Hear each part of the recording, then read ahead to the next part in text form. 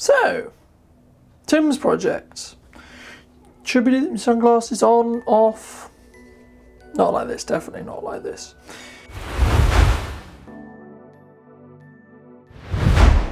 Hello ladies and gentlemen, and welcome back to a brand new episode of whatever we're calling this series. So today I wanted to reflect on a brand new project that we just finished up, or in the very last processes of finishing up at the time of filming, and we were given the wonderful opportunity to be able to showcase a art installation that was being installed in the high street a couple of weeks ago. So massive thank you to the team that put it in, and choosing us for that promotion opportunity and before showcasing that going in. And today I wanted to talk about how that process was and what kind of was entailed in that process, but also what we learnt and how and what tips and tricks I picked up and or could see value in sharing with you as well. So the brief itself, the initial brief as well, and if I do look down in this video and I do not end up cutting myself out a little bit, it's because I'm looking at a notebook just here with my notes on it. So jumping in to this project specifically. So the project specifically was to create 3 videos for the promotional efforts for the art installation itself. So the first of which was a promotional time-lapse film to be used as promotional material for the actual installation itself physically. The second of which was to get people's thoughts, so the members of the public's thoughts on the art installation, what their thoughts were, whether they thought it was good for the city, that kind of thing. And then the third and final video that we were doing part of this project was also to create an interview with the architect himself to showcase a little bit about why his thought process was, how his thought processes was from the art installation itself, but also to showcase him and his practice and why he does what he does as well. So we're going to start from the top and work our way down. So the promotional video began with some consulting, obviously, about any promotional video in any production. We have a conversation with the client. We have a little conversation to see what they're looking for and how they are looking to create that and what ideas they have, and we try to keep them in the loop as much as possible. And you'll see some examples of that a little bit later on. So the first day or the first morning of this production was, I believe, on a Wednesday morning at 7 or so 30 in the morning, and we were asked to come down to film a boulder going down the high street from the cathedral. And the main point of this boulder is to be the main starting point of the installation that everyone, or the installation itself, goes from. So it starts with the boulder and then it works its way towards the cathedral along the ley line that is in the high street that runs down from Stonehenge down to Old Sarum and then down to St Thomas's Church and then forward to the cathedral. So the main point, for those to give some context on the art installation itself, the whole point is you're meant to try to travel through the art installation and see a boulder start, and it slowly becomes what's known as, that kind of headboard-esque or craft chiseled stone that you would see on something like St Thomas's Church or the cathedral as well. Then we set up a tripod in where I thought it would be a good place to showcase that boulder coming down the high street. Ideally I was trying to also get the cathedral spire in the back of there as well, but I don't think we ended up getting it just because of how tight the shot had to be. But so we set up my tripod down on the high street, and then I wanted to get a kind of teaser opening shot, which was a reveal shot from the edge of High Street Gate, revealing the boulder coming down from the cathedral. And then unfortunately we had to do a little bit of running down to where I tried to set up my tripod so I could get the following shot that was going to be basically the boulder itself coming through the High Street Gate and down the High Street. So we ended up getting that. It was a little bit of a rush because of just how you had to do it, but that's unfortunately what happens with the trade. So my recommendation would be make sure that your settings are correct beforehand. Make sure you prepped your tripod, make sure you're down early so you can run through the motions, etc. And then just get ready to run, basically, in that respect. So once that was all done and everyone was happy, we did a couple of social distance photographs and that kind of thing as well for press to use, our congratulations, the art installation process is beginning, and etc, etc, etc. And then we were lucky enough to be able to give an opportunity to be able to go onto the 3rd floor of Sonder Coffee, which is a newer coffee shop that has joined the city. So thank you so much to Emily from Sonder Coffee for facilitating us in this production as well. It's really, really valuable and really, really helpful. And they gave us the location to be able to shoot the time lapse of the main installation from a top bias view, but I'll talk a little bit more about that in a moment, about some of the challenges that come with doing that kind of thing as well.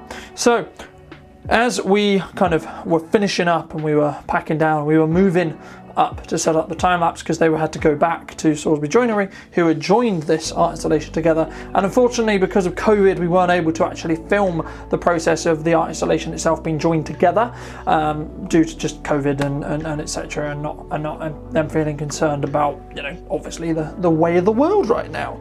But when so it wasn't ideal in that respect, because ideally you would want to see all of the stuff get put together as well, but we made it work. It's not a problem. So then, after we'd done that, we went upstairs in Sonder Coffee, and I was lucky enough to be able to, as I say, given the window, be able to use the window to be able to film a time lapse of the art installation going in. Now, as far as I was aware, the time lapse itself was ideally to show that top-down process. Now, the issue was, because of where the installation was happening, to be in the ideal place, I kind of have to be outside Sonder Coffee's window and looking down the high street because of just the way the angles and the pillars and stuff were at Sonder. But the best I could do, because of where the boulder was placed, was basically frame it as best I can on the widest angle lens I could, because at that point I didn't know where specifically they were planning to put everything. All I knew was they were going to start at 10 o'clock. So luckily, I was able to set up my camera so it would automatically start at 10 o'clock, because at this time I didn't have a laptop, because otherwise I would have come back here and bounced between backwards and forwards. But because of my laptop being broken, I had to bounce between here and town and home, which is a little bit further and takes a little bit longer.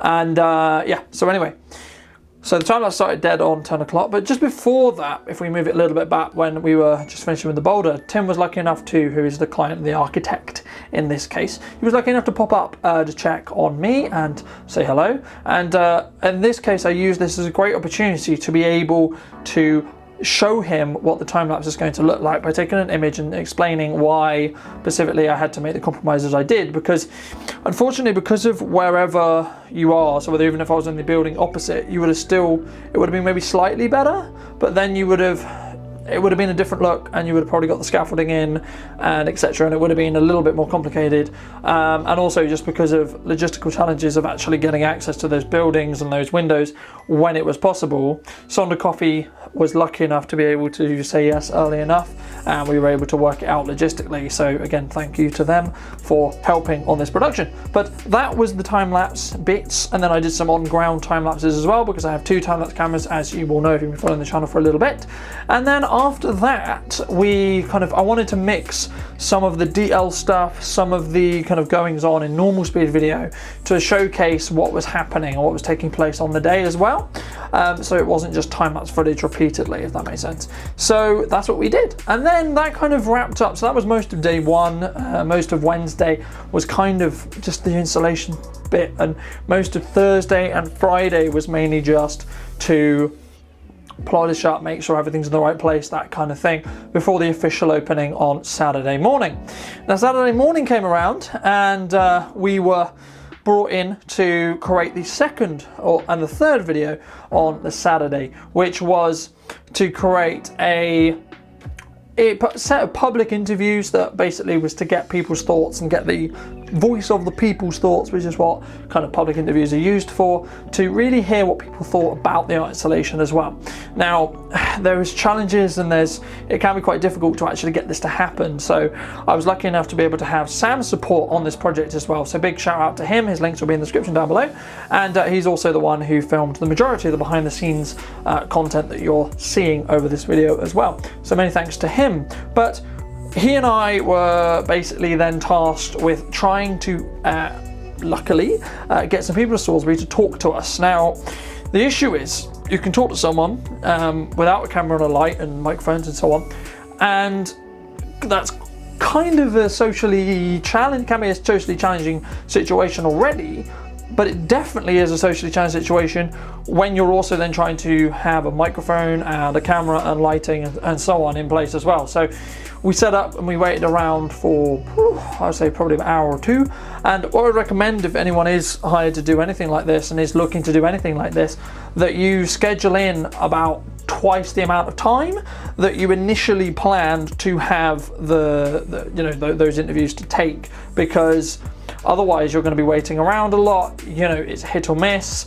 Some of the time you get what you want, some of the time you don't, some of the time, and it depends on how many you're there to get, but I would recommend you get 4 or 5 with a couple of redundant ones, and try to have a mix of ages, ethnicities and genders, only because in most cases that's what you're going to want when you cut the final film together. But yeah, so after we had done that for a couple of hours, we were lucky enough to be able to have Tim come over and also do his little interview, and he wanted to showcase and talk about firstly why his practice is and how he does his practice and why he does what he does, but then also he was able to and wanted to talk about the fact that he wanted to create the art installation as on the ley line that runs between Stonehenge down to Old Sarum, down to St Thomas's Church, and then through to the cathedral. So the main goal there was to get him to talk about that a little bit and run that interview, but also have it set on the high street so you can have the context of the art installation behind him,